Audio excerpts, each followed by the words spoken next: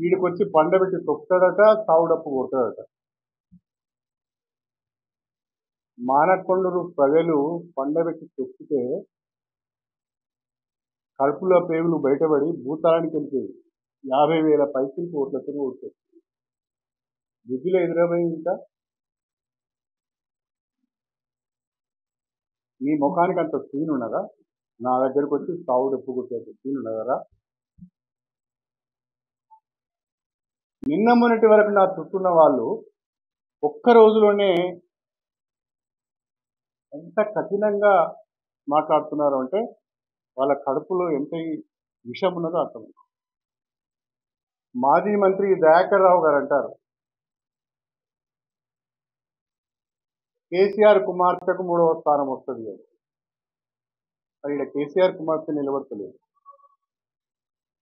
కడియం శ్రీహరి కుమార్తె నిలబడుతుంది. అంటే ఏం మాట్లాడుతున్నాం కూడా అర్థం కావాలి, ఎక్కడ మాట్లాడుతున్నాం, ఏ స్టేజ్ మీద మాట్లాడుతున్నాం కూడా అర్థం కావాలి.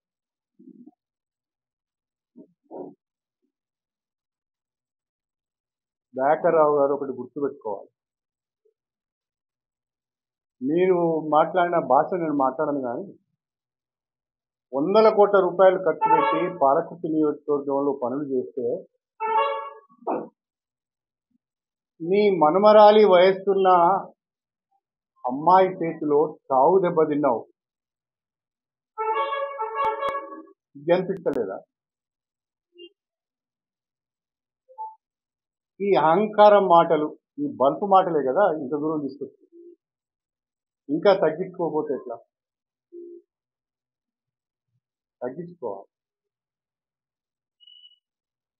ఎందుకు నేను ఓడిపోయానని సమీక్ష చేసుకోవాలి. వాళ్ళకి ఇంకో కోపం కూడా ఉన్నది నా మీద, నీ మేమందరం ఓడిపోయిన వాడు ఒక్కడు గెలిచింది అనేది.